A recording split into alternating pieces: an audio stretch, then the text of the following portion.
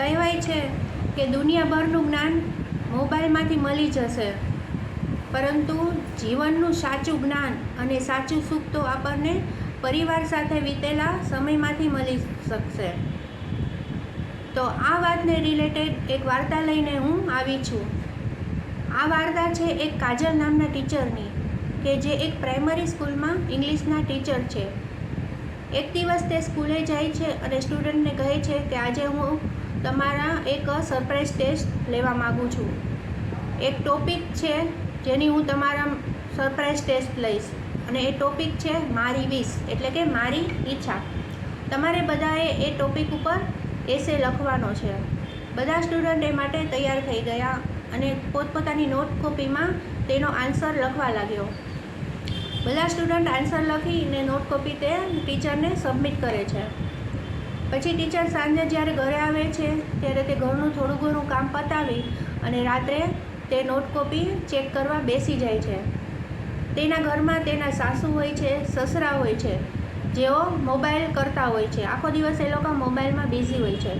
તેના હસબન્ડ જે ઓફિસેથી આવી અને ઓફિસેથી થોડું ઘણું કામ પતાવી ને અત્યારે સોફા ઉપર બેસી ને મોબાઈલ ચેક કરતા હોય છે, સોશિયલ મીડિયામાં જોતા હોય છે. તેમને હસબન્ડને ખબર નથી હોતી કે તેમના વાઈફ તેમની બાજુમાં બેસીને નોટ કોપી ચેક કરી રહ્યા છે, એટલા તે મોબાઈલમાં મગન હોય છે, બિઝી હોય છે. કાજલ મેડમ પછી એક નોટ કોપી ચેક કરે છે અને તેમાં પછી એક નોટ કોપી આવે છે તેના હાથમાં, તો તે વાંચી અને તેના આંખમાંથી આંસુ આવી જાય છે અને તે રડવા લાગે છે. તે જોઈને તેનો હસબન્ડ પૂછે છે કે કેમ તું રડવા લાગે છે, તું તો નોટ કોપી ચેક કરે છે, તો નોટ કોપીમાં તને એવું આ સ્ટુડન્ટે શું લખ્યું કે તને તે વાંચીને તને રડવું આવી જાય છે? તો તે કાજલ મેડમ કહે છે કે એ સ્ટુડન્ટે લખ્યું છે જ એવું કે જે વાંચી અને મને રડવું આવી ગયું.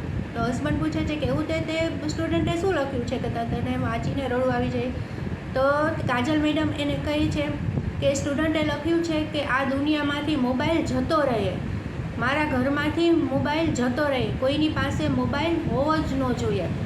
કારણ કે મારા ઘરમાં મારા દાદા દાદી છે, મમ્મી પપ્પા છે, જે બધા આખો દિવસ મોબાઈલ કરતા હોય છે.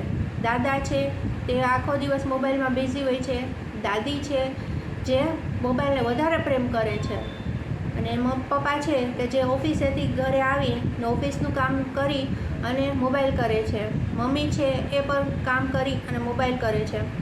હું જ્યારે સ્કૂલે હોઉં ત્યારે હું એવું વિચારું કે આજે તો ઘરે જઈને દાદા દાદી સાથે રમીશ, મમ્મી પપ્પા જોડે થોડીક વાર બેસીને વાતો કરીશ, પણ કોઈને મારા માટે ટાઈમ નથી, સમય નથી. તો હું એવું ઈચ્છું છું કે આ મોબાઈલ દુનિયામાંથી જતો રહે, મારા ઘરમાંથી જતો રહે.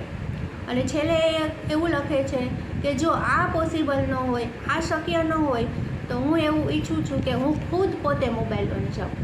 તો હું ખુદ પોતે મોબાઈલ એટલા માટે બની જાઉં કે જેથી બધા લોકો પાસે હું રહી શકું.